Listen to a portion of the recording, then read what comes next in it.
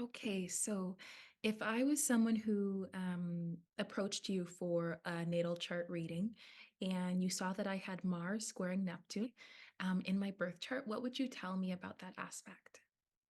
I would tell you that, first of all, I would say that I understand that sometimes getting yourself going and going after the things that you want can be a little more complicated than it would be for the average person because you're combining two elements, two symbols astrologically that don't have very much in common. So you're combining the symbol Neptune of transcendence and spirituality and dreams and everything that is ethereal with the principle of like assertion and aggression and forward movement, right?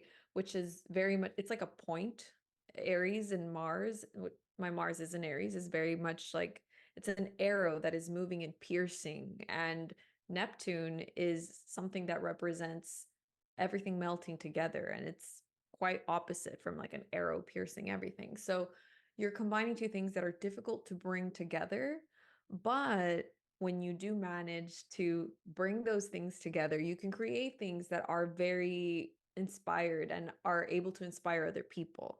So, and when you are a Neptune person, inspiring others, it's kind of like it feeds you. That's the reason I am so positive about other people because it's not just like, oh, I'm a good person, so I'm going to be positive. No, it's that when somebody is, I get secondhand joy from other people's joy when they're exerting their Mars function out in the world. So like seeing you and what you're doing, it reminds me that I can do as well. So that's why it's just very like it's contagious for me. So that's why I'm so positive about people doing things because it makes me feel like I can do things. And inspiration is a very important thing for Neptune individuals and Pisces people as well.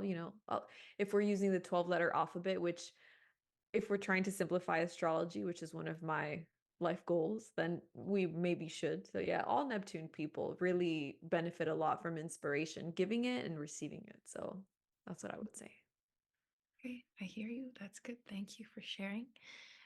So then I am also curious about, I guess, your own perspective on how having this aspect shows up in your life.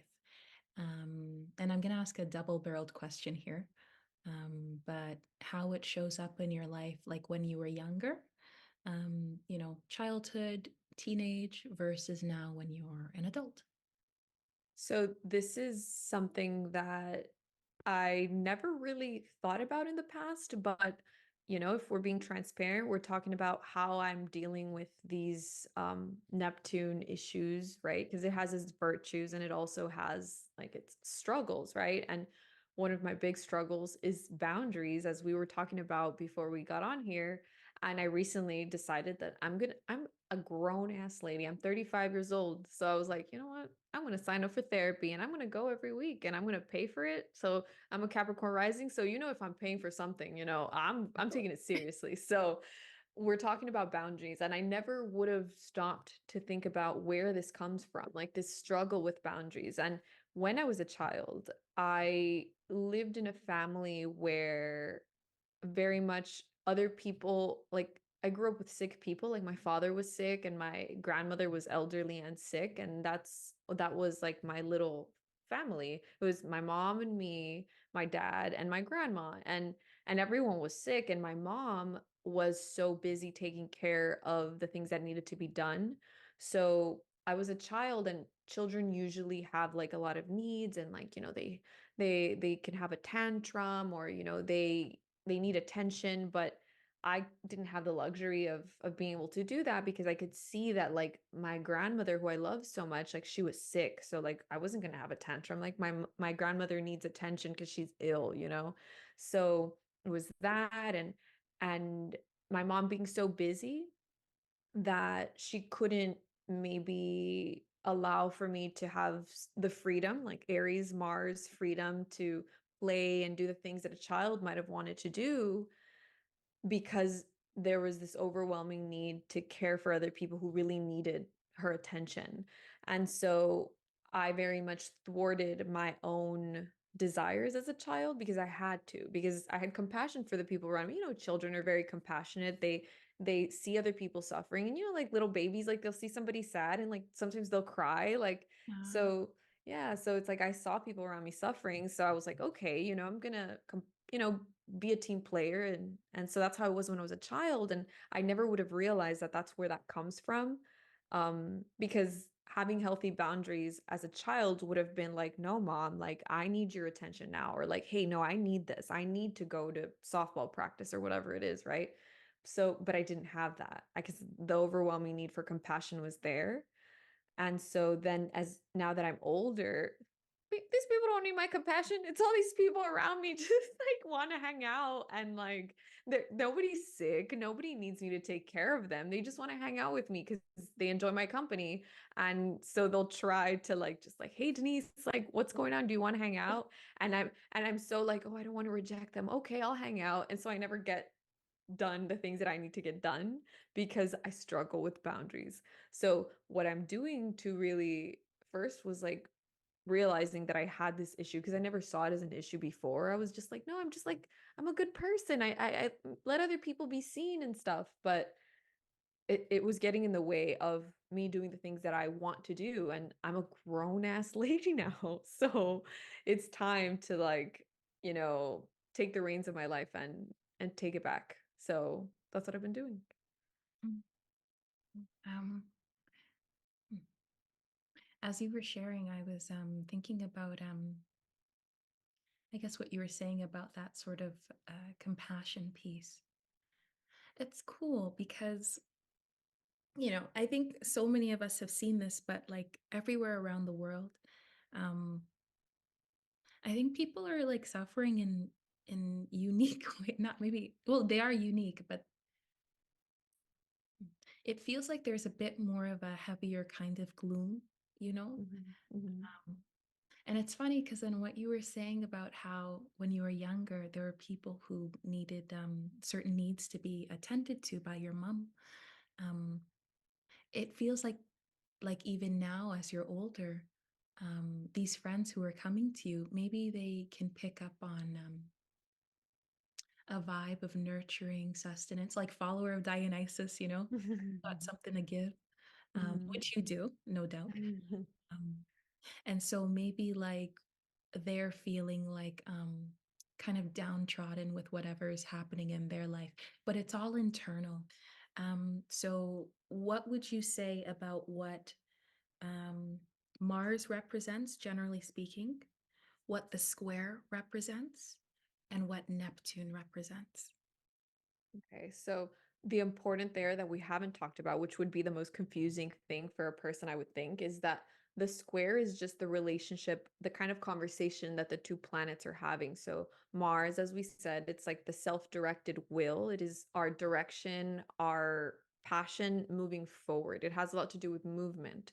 And Neptune is more to do with dissolving boundaries, dissolving just like the boundaries between everyone and everything. It's the wholeness of like of spirit essentially.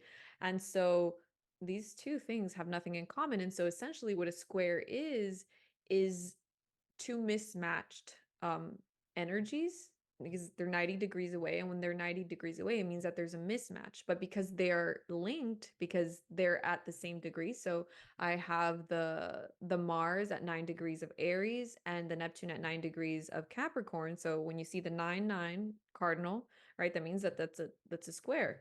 So it's two mismatched energies that are forced to function together, and it brings about a lot of struggle and it's heavy. And so I really like the reason why I like traditional astrology is because there's a lot of symbolism that is very useful, and I like practicality. So I like that the way that they separate the signs will kind of tell you about aspects. So a square is of the nature of Mars.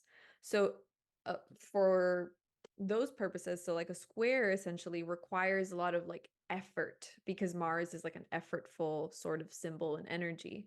So through effort, you're going to have to find a way of making those energies that are mismatched. You have to find a way of making them work together. Mhm. Funny, as you were speaking, I was thinking about the meaning of your name, or one of the meanings, Mm. follower of Dionysus, and that link to vegetation, wine, abundance, um, and Jupiter. Because when you said 9 9, when I think about 9 and 9, right, Yeah, I think yeah, yeah, yeah. compassion, being Mhm. a helper to people in society, and so giving and sharing and that kind of healing kind of energy um, Mhm. through this Mars square Neptune. Um, when I was first sort of researching this for myself, because I don't have a Mars square Neptune, but I've got a Mars Neptune opposition. But I found out that work that's suggested for people with that is becoming like a paramedic, something where it's like high intensity. Yeah. Oh, you want to see me like it's really funny because um I don't know, but if somebody is in need, like don't even I'm going like I don't even think, and I'm not this is not a flex because I'm a very fearful lady. Like I don't speed, I've never had a ticket in my life. Like I'm a very careful, cautious individual, but if there is somebody in need of help, I'm going. I'm not even waiting for anybody to direct me. I'm going. Like that is it's just something innate, and I've done this throughout my life, and later on I'm just like, whoa, that was pretty dangerous and maybe not safe, but it's just something that comes out of me. So doing it in a way that would be like with some training, with some guidance of like some systems and rules, that would be a very satisfying career for Mars Neptune people. Yeah. And but I can't help myself. I just if it's for somebody else, I will like go, especially if they're in danger or they're being hurt or anything, just something comes over me. Like I've I'll get into fights with people. Like I got into a fight with this man who had his dog in his car, in his hot car. And I was about to just break the window, but he came in time. I mean, good for him. But like in an altercation in a parking lot, like that's so dangerous. Like I tell myself now, I'm just like, Denisse, you live in Texas. People have guns here. Like, but in the moment, there was a chihuahua in need of help. Like, like that's how it works. With my Mars Neptune opposition, I don't think it really functioned like that when I was like a kid. Um, so Yeah. what is the square about in contrast to that? So the opposition feels more like it's coming from the outside, and the square is more like you're moving with it all the time and it just bothers you. Like it is an uncomfortable thing that like I want to do these things, but I feel guilt. Or I want to do these things, but I'm going to be concerned with other people and what they need. And that's not really how the Mars function is supposed to operate. It's supposed to be like self-directed, not let's make sure everybody's okay and then we'll move. Like, as opposed to, in those instances where you have to rescue somebody, you're not thinking about like, oh, is my husband going to be upset that I'm arguing with this man in a parking lot? No, the chihuahua needs me right now. So it's like in those moments of clarity where there's somebody who is suffering who really needs you, that's where it's like very clear for a Mars Neptune person what they need to do.